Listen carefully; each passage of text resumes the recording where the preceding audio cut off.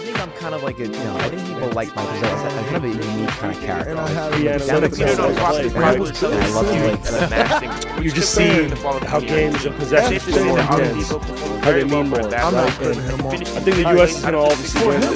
Hello and welcome to a special episode of Nothing But Respect. My name is Harry Krinsky. I am joined by Patrick Redford. We have a kind of, it's not quite a two-parter, but we have two sort of entrees, or maybe we have two things. We're eating good. Yeah, we're eating good. Exactly. You want to categorize the two parts. Exactly. Though we did run into some light technical difficulties related to the AWS stuff that you might have been experiencing today if you are a person online, or was it a DDoS attack on myself, Patrick, and Tom Krell of How to Dress Well fame, the excellent musician, philosopher, writer, man of many hats, including extreme ball knower, which we talk to in a little bit.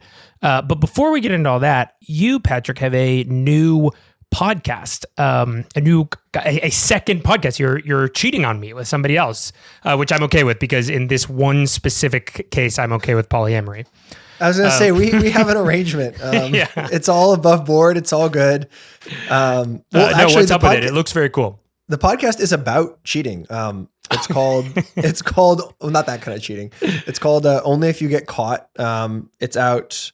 Will this episode come out Monday or Tuesday? This will come out tomorrow. So Tuesday. It's out now. It's out Beautiful. today. Today is its debut. Just like the NBA season, the podcast is just dropping. Only If You Get Caught. The first episode is about Game 6 of the 2002 Western Conference Finals. And our guest is future NBR guest, Tommy Craggs. Hell yeah. It's a really good app. Me and Defector's Alex Sujong Laughlin have been working on it. I had this idea like 3 years ago. Mm-hmm. Like, it's been a very long process. And yeah, I'm like super excited with how the first season went, and just like, I just want people to listen to it. Like, it's been such a long, it's just existed in my head for so long that it's like kind of wild that it's going to be out in the world. So very excited about that. Hell yeah. Well, the way Patrick's been thinking about it, and the team, I mean, the Alex is just an incredible producer. You're a pod savant, as we've all seen. So I think it's going to be awesome. And it's just it's like, many have tried to kind of tell the stories of cheating over the course of as long as there've been like a narrative, audio storytelling. But I feel like you and Alex's ability to like do the funny doofus stuff and the serious implication stuff will be it's a good vehicle for that. Yeah, I think you've sort of hit on like the central tension of a lot of like stories about cheating, and this like kind of element of media criticism that we're bringing to the show, which is like when people talk about like scandals or bad stuff, there's this like almost sort of simplistic lens of like the reasons why people would cheat are sort of assumed to be self-explanatory, and then the stories are mostly focused on how.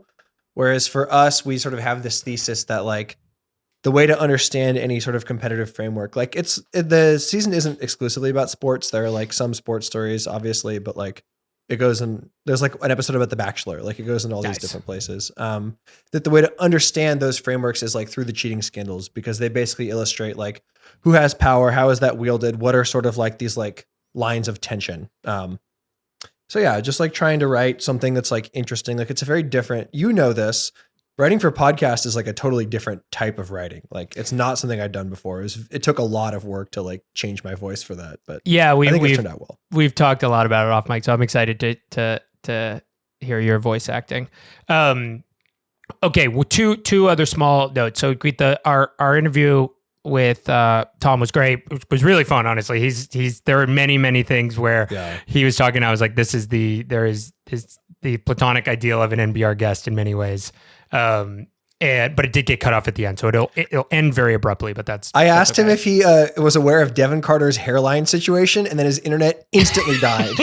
Yeah, right. Okay. What are they hiding from us? But then right after that, we have a very special. I would call it. I mean, this is an emerging model. This is a emerging capsule of media we're doing right now. It's almost an NBR micro investigation, which is that you led this one. I led this one. This is your get. You and I both were immediately enthralled by the Anthony Edwards Believe That Award show, which the whole thing is just really good. And I think we'll talk about it on another episode. Like it's a great example. Like we shit on, or at least I do a lot of like poking fun of player podcasts and all that stuff. And I hope it's clear that it's not like players being themselves on video. That's great. And this is a perfect example of like the way it's set up, from like the format to co-host Nick Maddox, who was really, really excellent in the award show. Like it's just really fun. But anyway, in that award show, they give out the White Boy of the Year award. And I'll probably just play a little bit of the clip right here. I just got to shout out all the white boys that laid the path before me that I've studied. I went to school with a white boy named Michael Centola, fly. Michael Centola, Justin Bieber, Jason Williams. Justin Bieber, fly. You know, the main thing is that Timmy Chalamet was given White Boy of the Year award, which we love, and then, you know, well deserved. But in it, Ant says, he's thinking about who are some of the white guys that are fly in my life that I know about. And then he says, I went to school with a white boy named Michael Centola, and he was fly as fuck. And that set a bell off where I was like, I wonder if I can track down Michael Centola. Like, who is this guy who is so swaggy that Anthony Edwards, remembers he was the first cool white guy he thinks of in his whole life. He thinks of Michael Centola. So I was able to track him down, and we are about to speak with him about what it's like being I guess not the white boy of the year, because that's Timmy, but like the white boy, the arbiter of white boy's favorite white boy. Yeah, the sort of the archetype for what future white boy of the years would look like, 10 years ago when Ant was in high school or whatever. So yeah, I'm excited to talk to him. Me too. Okay, beautiful. We will see you on the other side. Sweet. Martin throws it down over Tayshaun Prince. Maybe that'll be the spark that the Wolves have been looking for. Welcome back to another very special episode of Nothing But Respect. I want you to think of where you were in February 2015. Kanye has maybe just put out The Life of Pablo. That actually maybe came a year later. February 2015. The Blazers are rolling. Wes Matthews' Achilles is intact. Mm-hmm. You open up the podcast app on your iPhone and go to the NBA After Dark podcast of Grantland. And you're like, oh, some guy is coming on here to talk about the Denver Nuggets. And he then makes the case for LaMarcus Aldridge, Damian Lillard, and Wes Matthews' Portland Trailblazers team as a championship contender. And you think like, you know what? This is happening. And Words I Don't Remember is a fucking banger. This guy's great. And then 2 weeks later, Wes Matthews tears his Achilles. So Tom Krell of How to Dress Well, our guest this week. My first question for you, is there anyone who you want to give praise to, but then like possibly put some sort of curse on now that we know you have this power? Like, sort of where's your head at vis-a-vis how you're going to use this psychic ability? Yeah. I'm like the Etsy witches of hipster basketball tips or whatever. That's exactly right. No, man. That moment, though, also, that's a shame that Wes Matthews' legs kind of exploded, because he was so electric for like that little stretch. That window was awesome.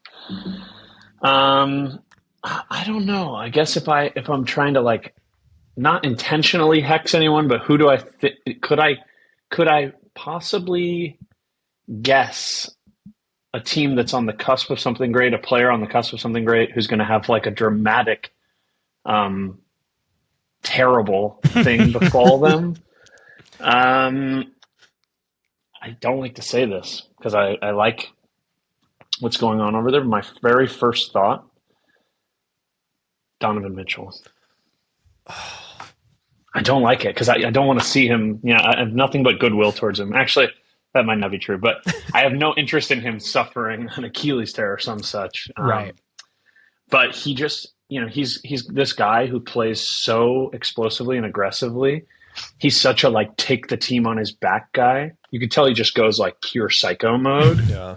And he's at a point in his career where there's going to be some dangerous moments. He's going to be trying to be, it's kind of like we've seen the arc with a handful of these guys in different ways. Obviously D Rose, Russ, like these explosive athletes. And then the knee and the curve is different for different people's knees. That would be my call here is like, there's a non-zero chance that the Cavs are like 23-5, and then Donovan Mitchell gets injured badly. I think I also wish nothing but the best for Donovan Mitchell. Yeah. And Even though I do call him the cop in my NBA chat, I just refer to him exclusively as the cop. I don't even remember why. I literally have no memory why. That is, this was a early Cookies Hoops are sort of like our maybe the free darko right? to our Grantland radio hour. They referred to Donovan Mitchell as the cop because he wore. There's a meme with him with the cop hat on too. I remember he wore on Ben Simmons' Rookie of the Year campaign. Donovan Mitchell wore a sweatshirt with the definition of rookie on it, which was right. This is it. Lame, kind of pocket watching move. Was there a Jazz rookie that he was like caping for at the time? I think it was. Or did he just fucking hate Ben Simmons? It was him. It was it was him. Yes, Yeah, because Ben Simmons was like, Roy. Wow. Wait, so he's basically saying that like, I feel like there's almost a tacit admission there that like Ben Simmons has had a better season than me, but I'm trying to disqualify him on a technical. Yeah, that is he's okay, actually in the grade above me. That's so funny, bro. Yeah, exactly. I see the vision with the cop here. That's a good nickname. That is really funny. Yeah, it's nothing. It's not even like, here are my numbers. They're actually better than Ben Simmons. It's like, well, actually, Ben. Well, That's really funny. In a way, he must have seen the writing on the wall that the future of the NBA would be narrative warfare and not basketball. That winning, that it is ultimately about out meeting and not outplaying.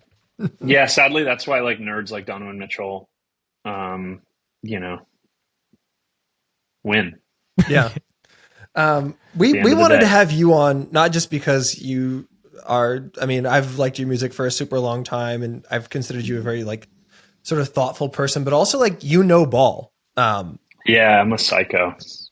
So I just sort of wanted to ask, like, what is your hoops media diet? Like, what are you rocking with? Are you, we know you're a Nuggets person, but like, how are you keeping up with the game?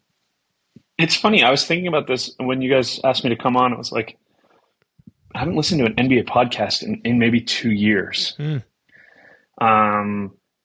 Like I'll sometimes tune into Locked On Nuggets, just because it's like Matt Moore is such an insane psycho, like I actually just like admire how crazed he is. Ryan Blackburn's awesome. Like I'll tune in for that because I'm like curious, like what people are saying about the like 11 minutes that Zeke Naji played on a Wednesday night or whatever, and. That's like, that doesn't really count. That's like true psychosis. But I used to be way more moved by the media around the game. And then I kind of like, I don't know.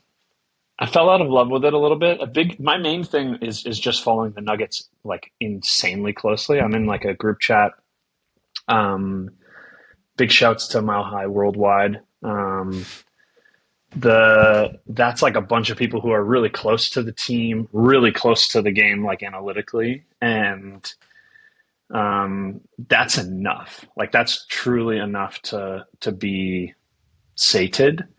Then the other side of the consumption is just like, do consume a ton of games. So like, regrettably, I'm definitely watching like all 82 Nuggets games, definitely watching like 60 plus for probably 10 other teams. And then just watching all the marquee games too. You know what I mean? It's like, yeah, I feel I'm like, we're like heading towards this event tomorrow night, the sort of like event horizon. And I just feel like bad for my wife. And we have like a 2-year-old now. And I'm like, how am I going to like navigate this? You know, like before I could just have the 2-year-old like chilling on the couch. One of her first words was "bapo," basketball. And so, but now she's like really tuned in. Like guys fall on the ground. She goes like, "What happened?" I have to be like, "Well, they called the charge, but they're reviewing it." And so she probably has a lot of interesting takes about how sort of like they could maybe use Jokic more as like a DHO hub with more shooters. Like it sounds like she's about to be a young ball knower. Yeah, she's tapped in. She loved the preseason minutes where Jokic was sort of like playing the 4. She was really surprised by that. He was moving his feet. So I actually, former guest Giddy Nathan has a young child and is also the world's biggest Nikola Jokic fan with no real affiliation to Denver. And I kind of feel like a baby would see Jokic and think that's like the coolest player of all time because he's like kind of round and like his relationship to the game is like fundamentally playful, you know? Yeah. And it's also like, he like is unlike Donovan Mitchell. The terrain of the battle is non-symbolic. You know what I mean? Like, it's like moving the ball, moving the body. All the rest of it is sort of like at best a joke, at worst annoying. You know, she was very lucky because one of the first things I did when we brought her home from the hospital was rewatch the Nuggets championship.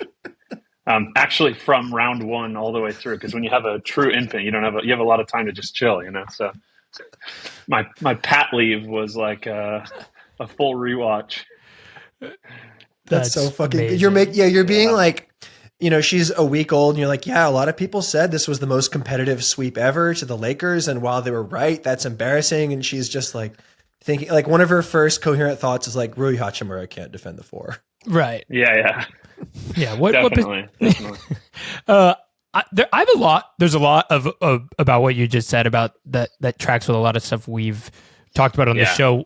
One of the first things is this concept of following the league via group chat. I actually think really rings true as the kind of main hotspots for basketball media maybe become a little bit more fractured, like getting humans to curate a group chat for you or curate ideas and discussions, etc. in a group chat seems right.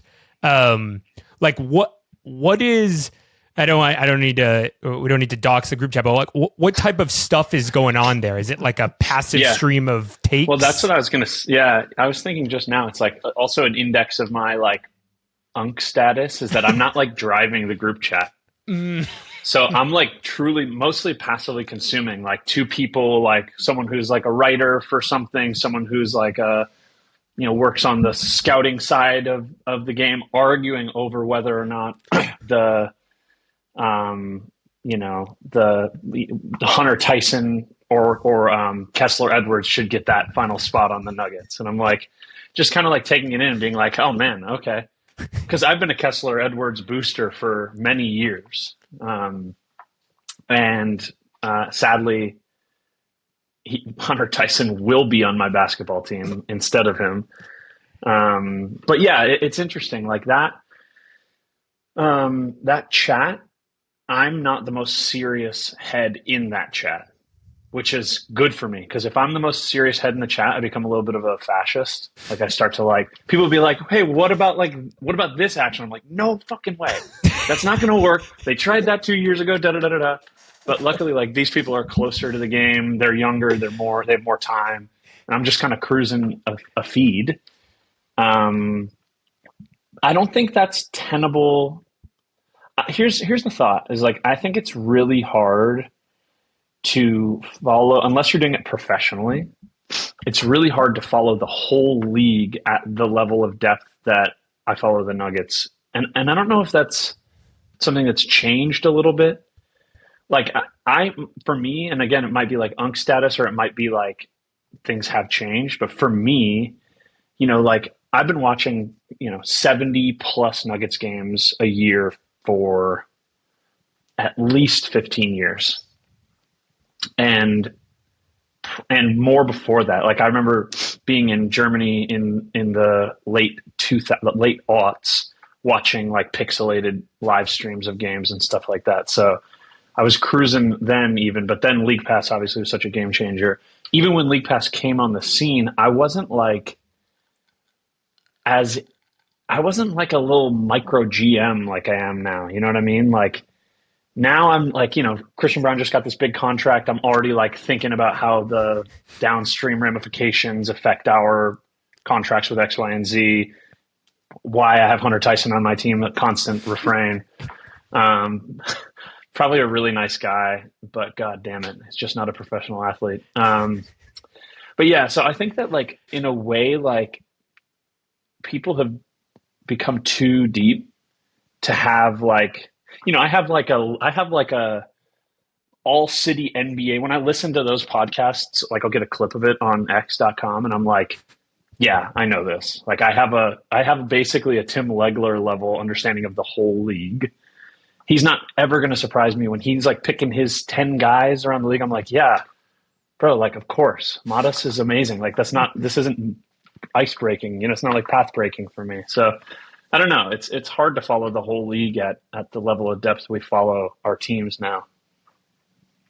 Yeah. I think there's something sort of interesting there about like the sort of how GM brain incentivizes you to have this like working understanding of every single player in the league.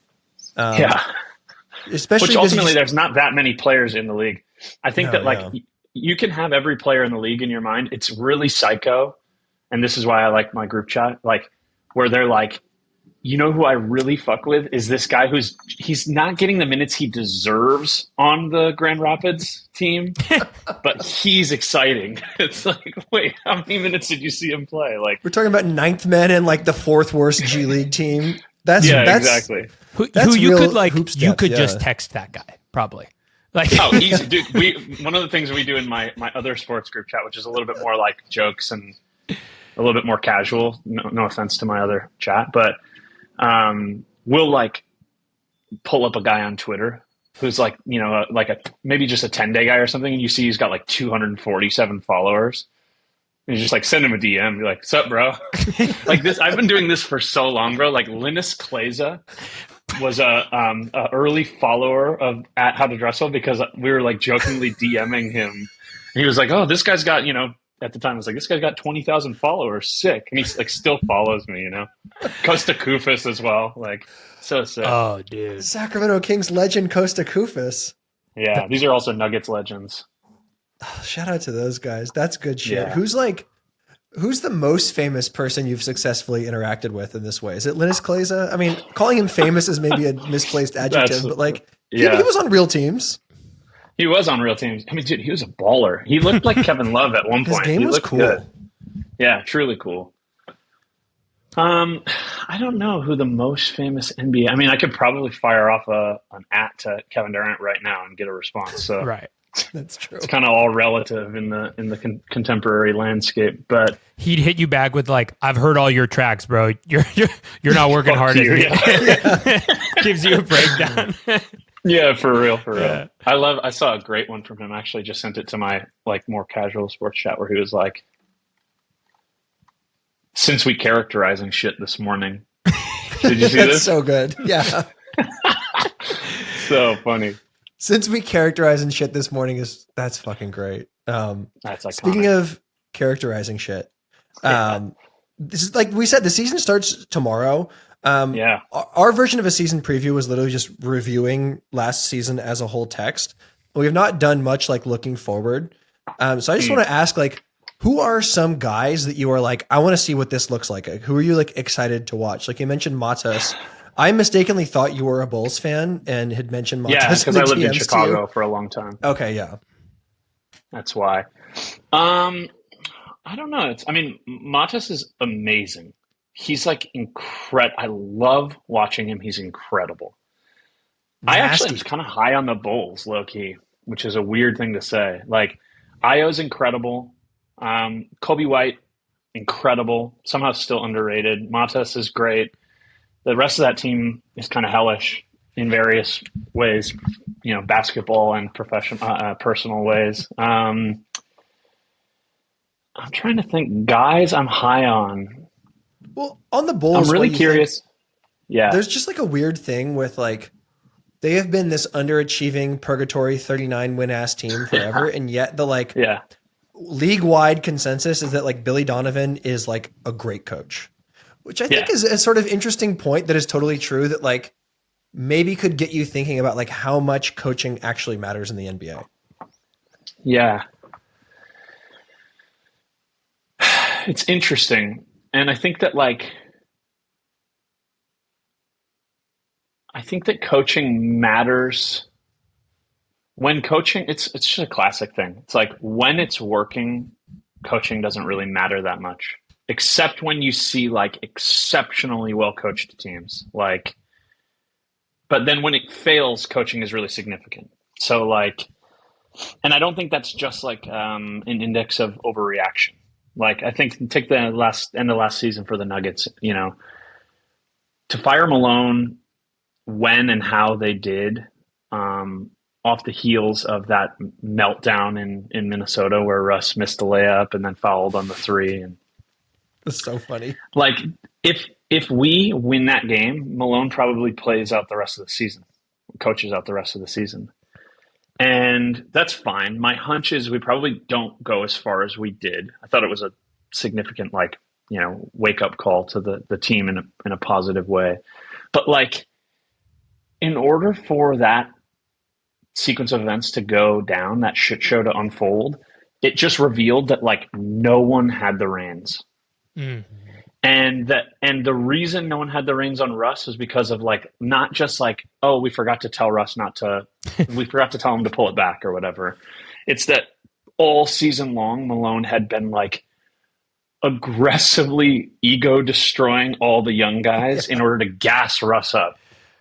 And you're like, oh shit. Okay. So it went wrong for a long time and a way down the path in order for us to get to firing him 4 days before the end of the season. Like, you know, Mike Brown suffered the same fate. I think Mike Brown is going to get chewed up and spit out in New York. I think it's going to be bad. I think I'm the only person who has this take. So like, I really like hesitate to even say this on a public forum, but I think the Knicks are going to underperform. What's giving you that because I don't think that's so crazy. I think everybody is just penciling in like Mike Brown, huge upgrade over Tibbs, like team's gonna be humming, blah blah blah. And is it right? Yeah, I mean, I like, tend is Brunson gonna be flying around in a Mike Brown system? Like that's not his game. Yeah, there's I'm like curious. They sort of need to do a certain amount of tactical standing if Brunson's going to be your best player. Like, and the idea that you're going to unlock the offense by having like Bridges attack like 15 more closeouts a game, I'm mildly skeptical of. Who'd they get? Oh, and Jordan Clarkson. Like, this is not a real player, bro. Like, what are we talking about? He's cooked. And I think that I saw yesterday they have like, I think 3 of their starters are day to day right now. Like, they're not going to have their 5 to start. I just think that like people give Tibbs a lot of shit, but he like puts a system in place and he's screaming fucking mad all the time. And that's like not Mike Brown. Mike Brown's like free play and nice guy, and I think it could go awry. I don't know, what's their over or under their win total? It was pretty high. It was like 52 something like that. I mean, dude, they could have like 42 and it could be a stressful year for that team. As a close Mike Brown observer, like longtime Kings, Kings fan basically forever, and like Mike Brown close observer. Oh, is that like, true? It's true. I didn't know you were a Kings guy. You know that I'm also a Kings guy, incidentally. No. Oh, we should talk about that. Wait, why? What happened to you? This is more important. This is we're almost kind of a Kings podcast. So I loved the Kings in the 90s. I was just like drawn to them because I was a Nuggets fan. I hated the Lakers, and then the Kings. I like attached to that rivalry on the right side of history. Nice. And then League Pass era, I just always watched the Kings. I liked DeMarcus. I really liked De'Aaron Fox in college, and then I really liked him when he got drafted there. And then, like, incidentally, quote unquote, my wife's family is from the Central Valley up there. So, yep. And so now I got a Kings lid right here. been to a bunch of games at Golden One in the last few years. It's like a Great arena. a winter tradition now. Yeah, I went to the back-to-back Nuggets Kings games 2 years ago, and it was like perfect because game one. I was at like, those. Yeah. Yeah, great games, right? And as a Nuggets Kings fan, to me, it was like, competitive game, Nuggets got the dub. Competitive game, Kings got the dub in like show-stopping fashion. And After Sabonis did his a Christmas hamstring. miracle. It was so fun. It was like he gets injured in the first game, and then I think they like blow a 20-point lead in that game or something, and then like the next game is fucking great. Oh, dude, it was electric too. Two franchises that would just dominate the rest of the 2020s. it's true, yeah. I mean, man, I feel like you were talking about something else before. Oh, you were saying Mike Brown, because we'll get to the Kings in a second, because I have some very... Yeah, we do need to have a Kings segment, unfortunately. Yeah, we got to air it out, brother. I was on the verge of blogging like this extremely doom and gloom, this roster is cooked, and my feelings have slightly changed. But on Brown, I feel like the thing with him and all of his stops has been like year one is great. He like correctly diagnoses like the state of basketball and like fits his guys within that super well. Like that Kings year one thing was basically him realizing a year and a half ahead of time that like you can just play half court offense at transition speeds and like get a bunch of free shots. And then the league caught up to that super quickly. And he kind of just like didn't have a second idea. Also, like that org is just kind of poisonous, so can only blame him for so much. So I blame him. I blame him for a lot, dude. Like I cannot. It was to me. It was staggering how repetitive the offensive machinations got. I've never seen anything like it. And it's like, what's the like thing where you're like do something wrong one time, it's blank. You do something the same thing twice, you're a psycho. Whatever definition it is. Of insanity. Yeah. Insanity. Yeah, there you go. And so, like to me, watching Mike Brown be like, "Oh, rage timeout. Like, let's draw something up." And comes down, and Sabonis is like doing his. Sabonis is like the fucking worst. Okay, here we go. I'm so sick of him. Here it is. Here's the take. They have to trade Sabonis, and that it's going to be for scraps. Yes. Nobody in the league believes in him. It hurts me to say this. I have people near to me who this causes them pain, Sabonis is trash. He's fucking trash. It sucks to say it, but God, he's got to go. Honestly, I was thinking the other day, like, Drew Eubanks. I would rather have Drew Eubanks as my starting center. That's crazy. Right now, it's dark. But okay, I don't want to defend the honor of Domantas Sabonis here because I think broadly speaking, you're right. Like, has that extension kicked in, or it's like I worry about that contract, dude. Well, I'll defend him for a sec, not because I ultimately am with you, but I want to kind of unspool the hate of him because it is very specific because he is an offensive hub. Like you can actually run plays around him and do this sort of like stuff. I guess maybe the problem is the limits of those plays. Yeah, just Tom just shot me like that. What's interesting is people who don't have context in 20 years will look back and they'll be like, what happened? Why did they do this? Like he doesn't have the skill. It's in this like Jokic moment where Brown was like, we can try to do that. And like you said, for a year doing it, they could do it like Jokic faster. De'Aaron Fox was so fast. Right. They had a lot of offensive explosiveness, which is like not something that, the Nuggets have never really had that. It's always a little slow. Jamal's slow. I mean, Peyton can jump like 3.5 inches. He doesn't know what to do with the basketball. You're right. Also, this is a real one to watch in the NBA this year on League Pass. Watch Peyton Watson jump. I can jump higher than Peyton Watson. It's so weird because you think all the explosive block shots and stuff, it's arm length. It's like mental timing stuff and arm length. If you watch him on offense, he doesn't get any vertical separation on takes. It's his vertical, I'm telling you, 3.5 inches. 3.5 inches. Maybe 4. Yeah. I just remembered my favorite Mike Brown thing. If they didn't score for like 4 or 5 possessions and the offense was kind of kludgy, he would, I forget what the hand signal was, but I used to know it. And it would just be a Harrison Barnes clear out where Barnes would dribble for 19 seconds and try to draw a foul. And it worked 75% of the time, but it was just you could just tell exactly like he's freaking out. They don't know what to do. And it's like, here's the worst shit you've ever seen. Let's get So our Mike Brown's proven like- vet. Okay, so here's the thing. Jokic moment. Mike Brown looks at the Nuggets. He says, European center, we can do this same thing, but fast and kind of get people on their heels, and we'll get easy buckets. And if we do it really fast in crucial moments, early in the game, in the clutch, we'll win a bunch of games. Then teams were like, oh, they're just doing that thing fast. And it turns out that you have someone who's a mediocre playmaker in Sabonis. Like, he literally, the way that he does DHOs breaks my brain every single time. It's this, like, it's so telegraphed. It's like bad guy at pickup basketball. You're like, bro, what are you doing? Like, and they tried this thing. They eventually sort of like, it waned as the explosiveness waned. Like, De'Aaron was getting hurt here and there. The energy was down. People were anticipating it more and more. And it's just like I was saying, like, in 20 years' time, without the Jokic immediate context set, people will look at clips from that era and be like, this was your guy? Like, you thought this was your guy? Just wait till they see the Netflix documentary with Sabonis in it. Oh yeah, he was one of the man. first in the starting five. Yeah. I tried to watch that the other day. I was sick, and it was making me sicker to watch the documentary style. Yeah, what's going on? That's like another good instance of like media diet change, because when I watch something like that, I'm like 6 minutes in and I'm like, this is the worst shit I've ever seen. I have no interest.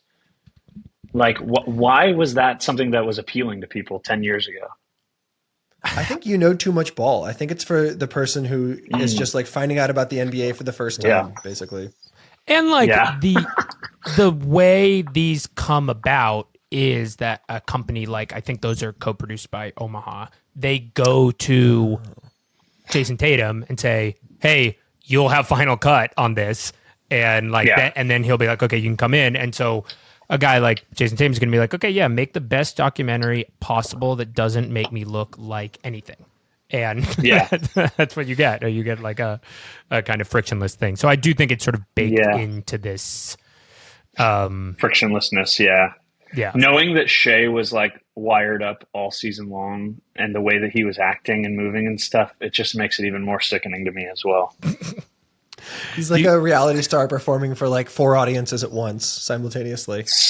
Rotten behavior. Yeah. Wait. So what talked, because Shea has probably become a bit of a heel for Nuggets fans. What are your kind of aesthetic and on the court bones to pick with Shea? It's hard because I don't have a ton of bad feelings about him. I think that like,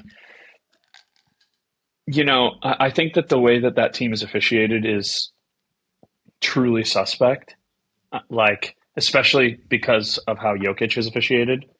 And that being a constant like point of extreme frustration for me. You're watching him get scratched all day. Dude, just get brutalized, get beat up, hit constantly. And also like I like this idea as a basketball fan. Like, the Thunder are like, we're going to play at 99.8% of a foul all game long. I think that's cool. Like, to me, that's cool. I just think that they should receive 10 or 11 more fouls per game than they do if they're going to do that. Because I think that the refs, I think that it becomes this absolutely perverse bullshit.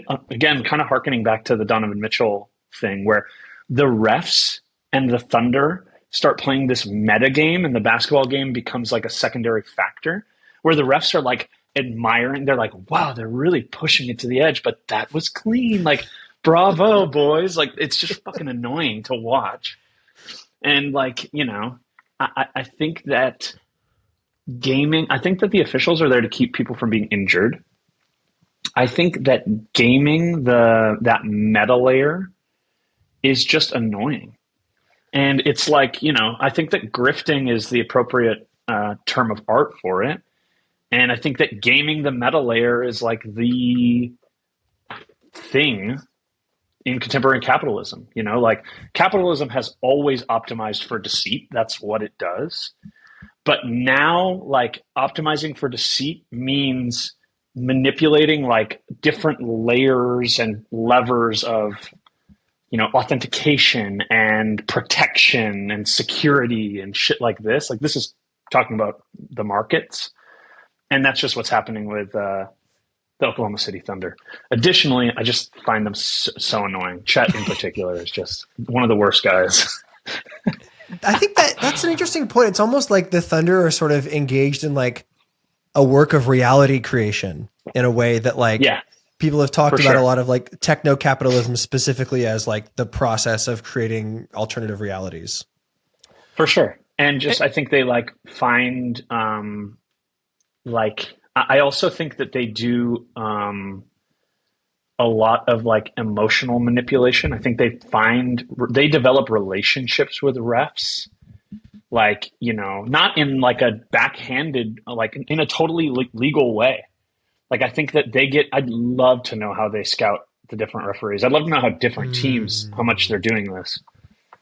But like, Malone is famously Malone famously says he doesn't do it. He's like, we don't tell our guys who's officiating the games. Doesn't matter, but I guarantee you there's like, here are the 11 guys you might have to play tonight against the Dallas Mavericks. And here are these 3 guys. This guy reacts really strongly when he sees this, but his, they probably have like the analytics where it's like his cross court vision of the ball. He's going to call calls like this, but his cross court vision is not as good as the other guy. So if you get Luka on this side of the court and he's over there, hit him hard, get the arms, get the waist, like. Yeah. So I guarantee you they're scouting that shit all out, like super heavy. It's Ask interesting. him about his nephew. He loves his nephew. Like da-da-da. Looking at his like the burner like Finsta Instagram accounts of various refs. Like, oh, dude, ref burners. That was incredible. Oh, that was a great scandal. Yeah. The one thing about just what you were talking about the way that OKC is a allegory for capitalism. It's interesting how, maybe 10, 15 years ago, the way people talked about early Chris Paul, who was doing a lot of this kind of stuff, this sort of hand checking, John at the ref, game within the game. But it was framed, when it was one person doing it, it was framed as like crafty, point guard style stuff. Yeah. And then when a team is weaponizing this, kind of, like you said, meta layer where the refs can't call every single foul because this is a TV product and you can't have 150 fouls because the game would suck. Then when it's being done on this mass systemic sort of layer, it does start to be like way less sort of like heady and hipster and interesting, and B, like rubbed a lot of people the wrong way. People were like, what the fuck? Why is OKC playing like this? So I think there is something there about the like scale and optimization and efficiency at which the Thunder are doing this is well, and also because the Thunder are kind of like a multi-agent model more than like a team of individual players. You know what I mean? They like literally Thunder. It's literally agentic, and like the fucking like Dagnall is like such a perfect like his whole vibe to me is like technocratic as all get out. Mm-hmm. But then the additional thing too is like, one of the oldest features of capitalism that Marx talks about is like, like capital allows like the stupid man to appear smart. And, famously misogynistically says the ugly woman can make herself beautiful. It has this like, transformative power at the order of simulation. And Oklahoma City is one of the worst places on earth. It's like literally has to be like, it has to be one of the 10 worst places on earth across human history. And like SGA getting his like, $15,000 fits on to walk from his beautiful mansion into his luxury car, into his beautiful new arena, in his fit down to the locker room and then back, and just living in that circuit.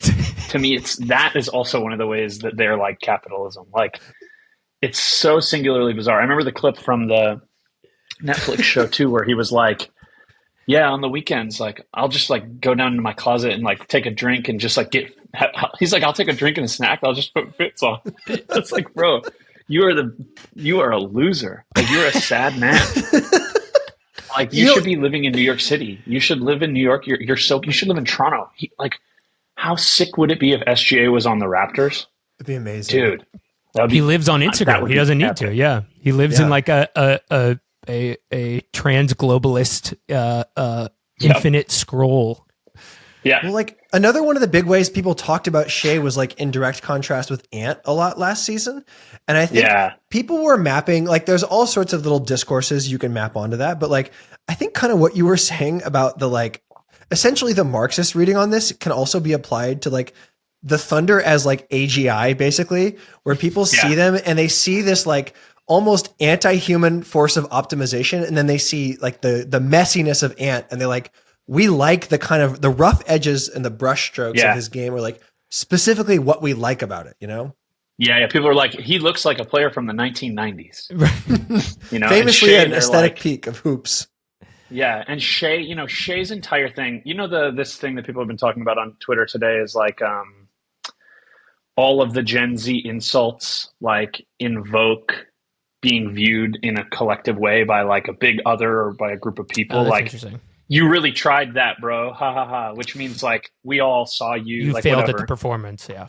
Yeah, in front of others, and like at the end of the day, that's the thing that drives me the craziest about Shea. And I don't say this. I'm drinking a lot of Haterade today, but this I think I have more empathy for him.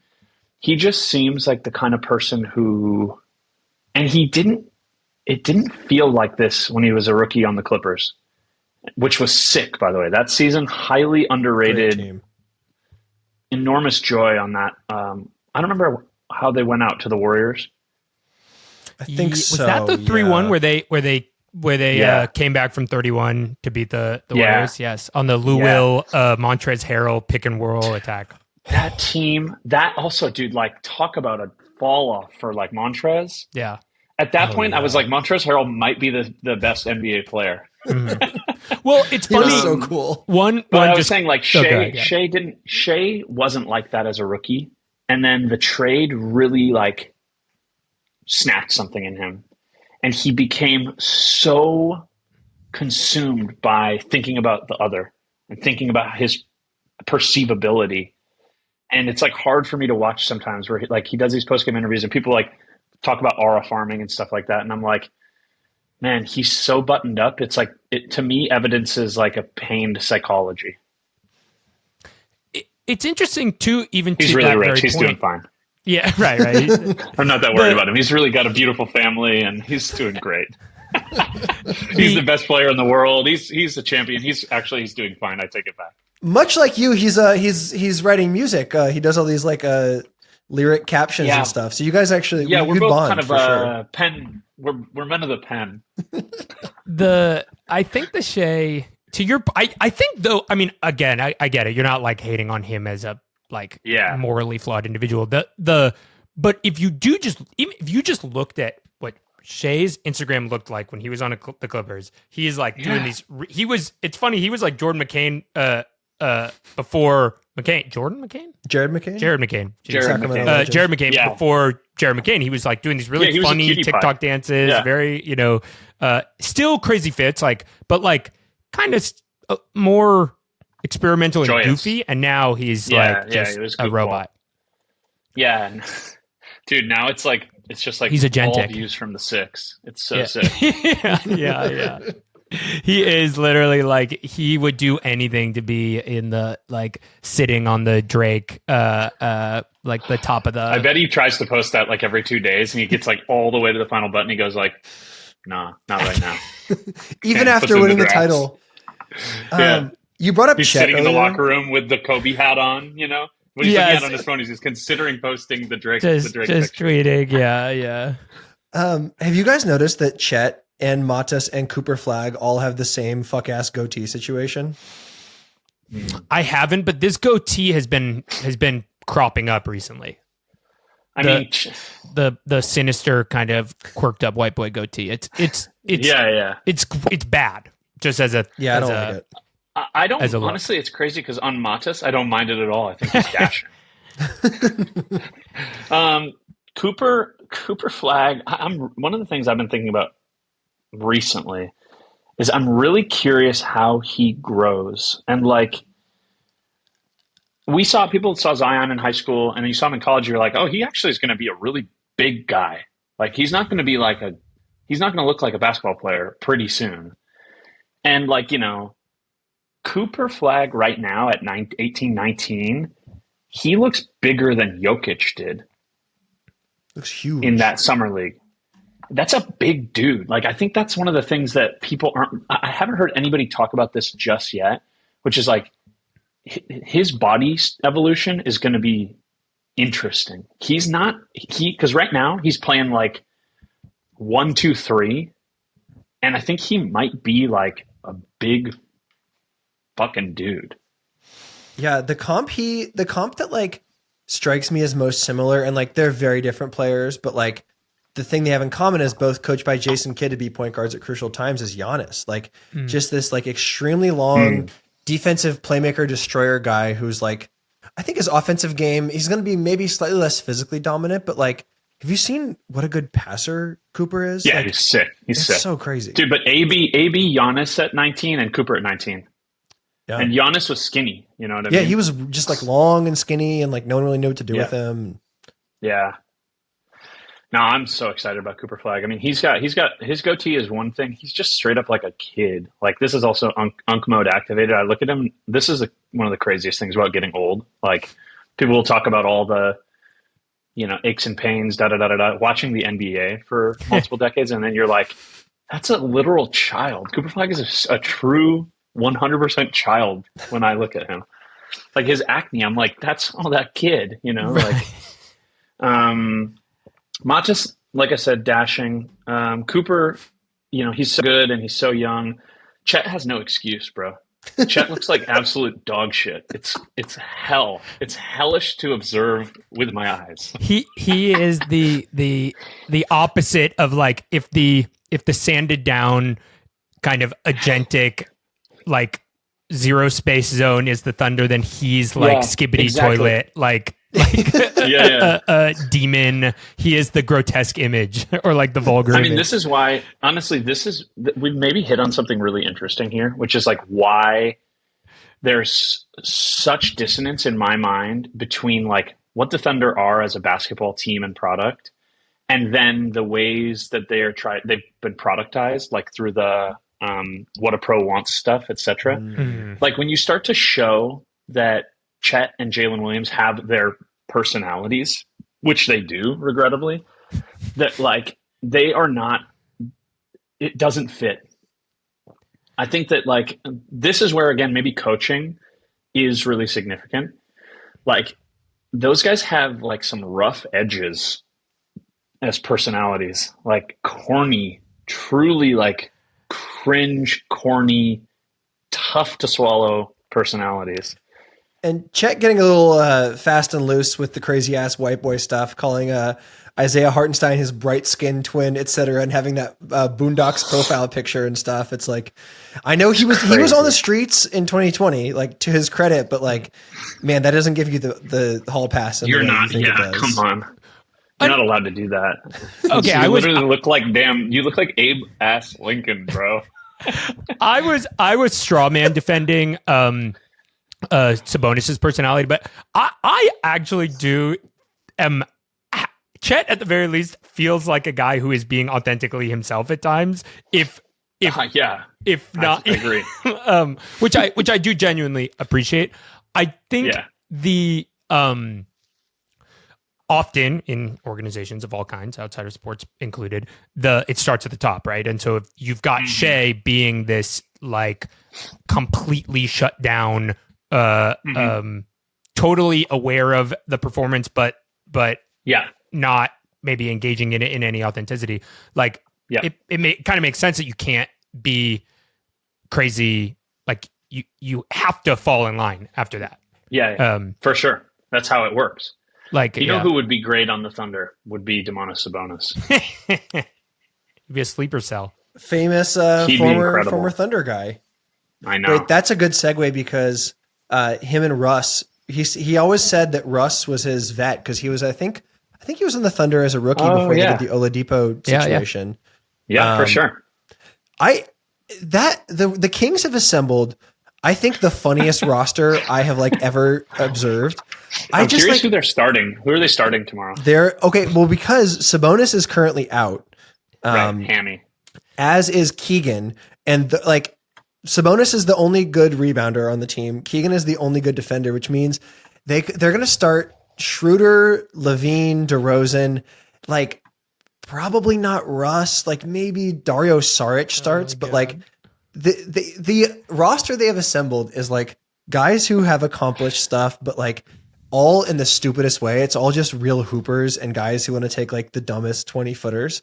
And like they're accomplished enough that like it could work. Like I have kind of talked myself into not believing, but being able to like make the optimist case. I think there's like a 10% chance they're like hilariously, like stupidly competitive, and 90% chance that it all goes up in flames, but like a 100% chance that like it will be very funny. And I'm very excited about that. To continue the like computer tech analogies, they're kind of like if you like fed a bunch of 2021 Zach Lowe transcripts into an LLM and then it started hallucinating, it would spit out the Kings roster. That's very funny. Oh man, the Kings! I got 2 words for you. Opening night, Drew Eubanks, my guy. Or Drew Eubanks. I mean, Saric is truly unplayable. Unless his legs don't work. Here's the thing: if he is playable, it's one of the most intense indictments of Michael Malone imaginable. And Steve Kerr. Steve Kerr didn't play him. Oh yeah, the year before. Yeah, I guess when that's he was true. our only tall guy. Besides, he's probably He's probably unplayable. I thought it was just a Malone thing, but if Kerr as well, Kerr wouldn't. I was about to say something. Kerr wouldn't, intentionally underuse a valuable asset. Right. Well, the Kings may see that for eventually. Doing that. Yeah. When they complete the Kuminga trade, Wait, oh no, what? sorry. I was just gonna say when they complete the Kuminga trade, when the Kings, which is like inevitably fun. No, if only they're gonna roll out this lineup that is like possibly the most evil lineup to ever exist. They're gonna do like Russ, Levine, Kuminga, DeRozan, and Saric. It's gonna be so funny. Yeah. Jesus Christ. Evil Unk. It's like what I really like about it is that like the lessons we all learned from the NBA last year were that like defense matters, depth matters, passing matters, and the Kings got like older, worse at defending, shallower, and the one functional passer they have is in his 18th season and has had 4 previous coaches be like, we're just going to let Russ be Russ, and then and I was going to say I think we're in for some of the worst Russ we've ever seen. Like I think he's going to be playing with a chip on his shoulder, and I think we're going to see some truly remarkable stuff. The Kings do have some guys who are actually just computer generated, like true NPCs. Like they have that giant French guy. Maxime Renaud. Maybe, yeah. He's not real, which is cool to have a guy like that on your squad. That's the thing is we have Hunter Tyson, but then the Kings somehow one-upped us and got Maxime Renaud. Yeah, we have the AI generated version of Hunter. I actually like Maxime, I gotta say, because I don't think in my real time the Kings have ever had like a French guy, and there have been a lot of French guys in the league. And as a sort of recent Francophile, I'm like, it's very charming to have a French guy on the team. Like there's something that's just like vibes wise. Yeah. It's just kind of tragicomic in a way that I can really get down with. Like I feel like it sort of just is a coherent vibe with the rest of the thing we got going there.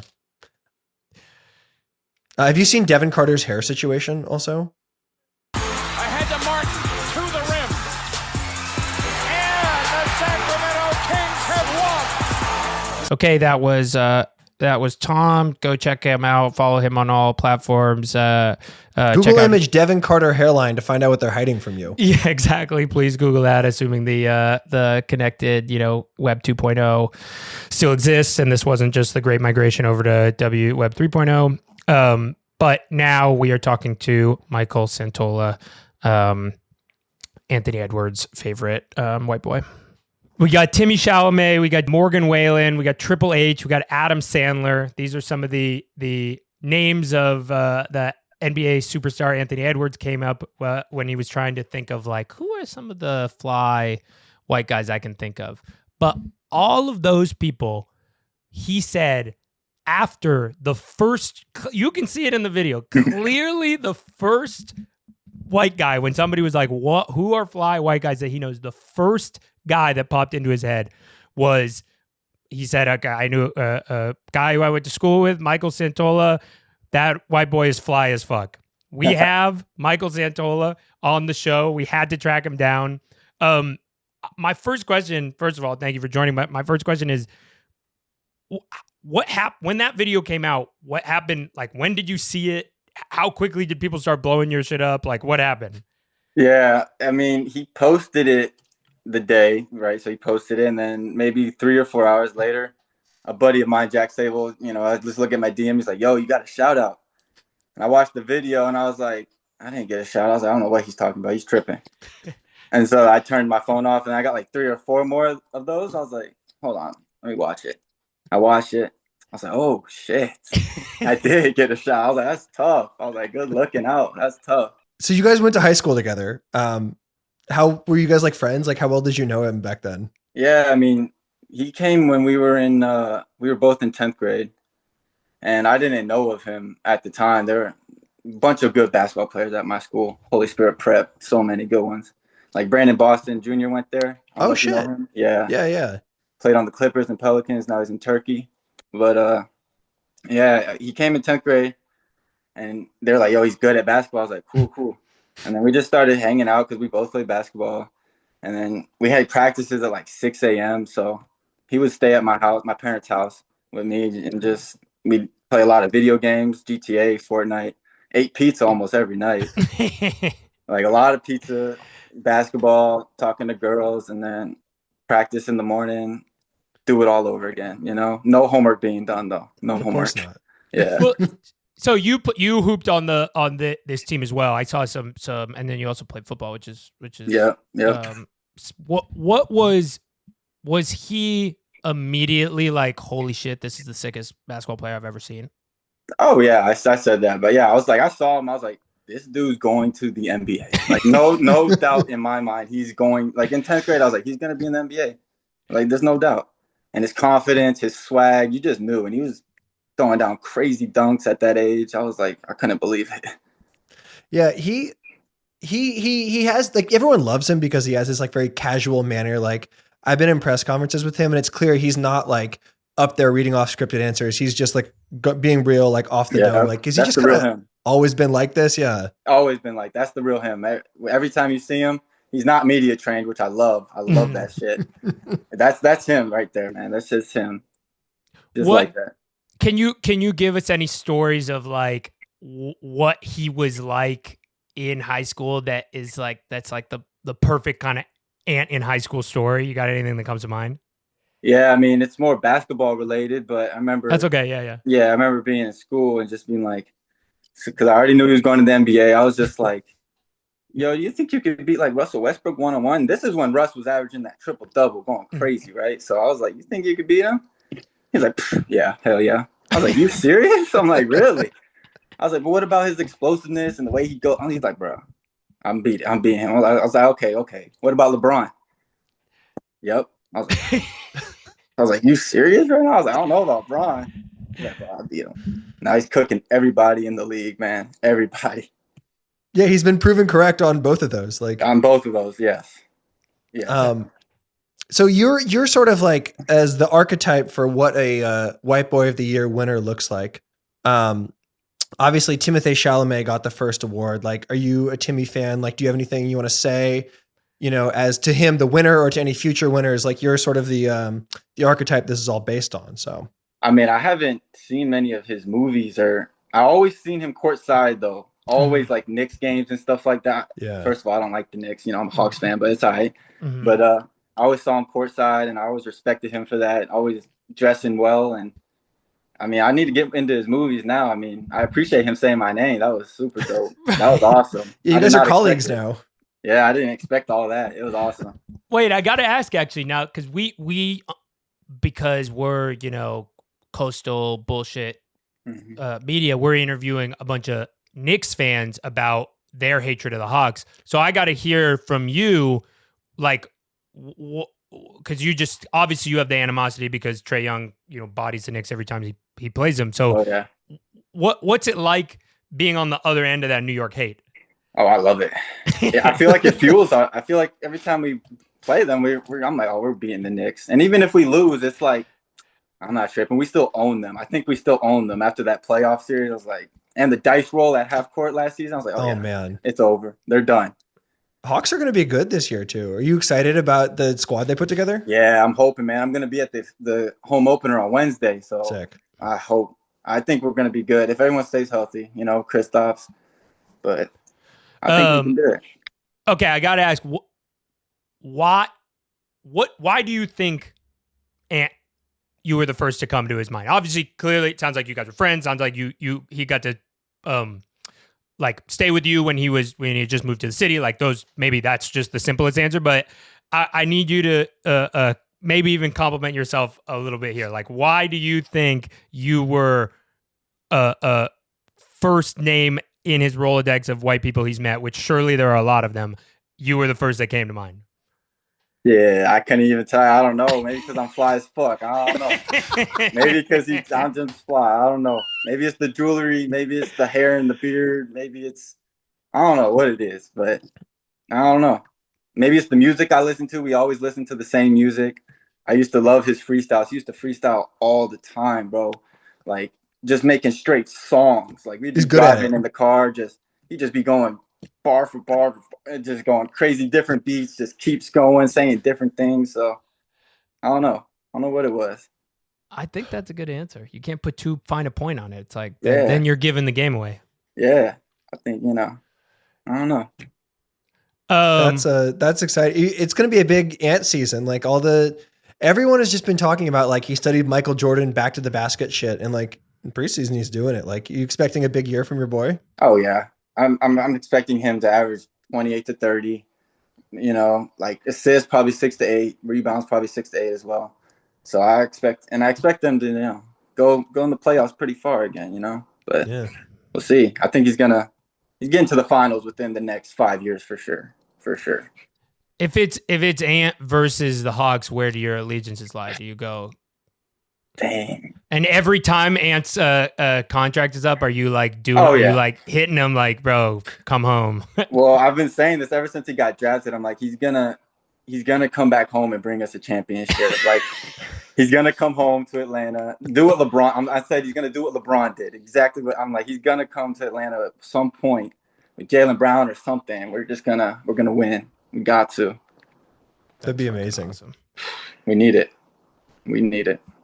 And then before we get you out of here, I don't know how many Atlanta local residents we have listening to the show. Though maybe a lot. Who the hell knows? But you do personal training and in Atlanta. Like, what's talk a little bit about that. Surely, if you're like, listen, and I like Timothée Chalamet. He's great. He's skinny. He could he could do with if it was a fight to the death, crazy fly white boy competition. I think you're beating his ass. Oh, I'm killing him. Yeah, I got a crazy side to me. You don't want to see it. I'm Italian, so I can flip that switch real quick if I need to. But what's up with that? That I mean, obviously that's downstream of playing sports in high school and all that. So honestly, it started because like when we were playing basketball, you always hit the weight room as well. And I started to like kind of like the weight room a little more than playing at a certain point. I was like, this is weird, but I was like, it's okay. And later on, I was just like, love this working out shit. Because I used to be skinny, right? So I started getting gains. I was like, I like this. Started training in like 2019. And then COVID hit. I was like, oh, it's go time. We got to do something to make some money. Started training like the moms in the neighborhood. You know how that go, that shit, So easy money there. And then got certified, and I just love it. Fuck yeah. Dude, hell yeah. I'm glad. Seems like you're doing well. It's great to talk to you. Great to meet you. Congratulations on your sort of shadow award here. And I hope it's going to be a good Hawks season. I'm really excited about them this year. Thanks, fellas. Yeah, I hope it's a good season. I think we're going to be top. Well, I hope we're top 6. We can't be in the play-in for the definitely again. top 6. Yeah. top 4 is what I'm going for, and then hopefully Eastern Conference Finals would be cool. Yeah. Hawks Knicks. Let's see it. Oh, that would be a good one. Yeah. Yeah. Man, take care. Good to see you. Thanks, fellas. Good to see All you right. guys. Dude, thank you so much, man.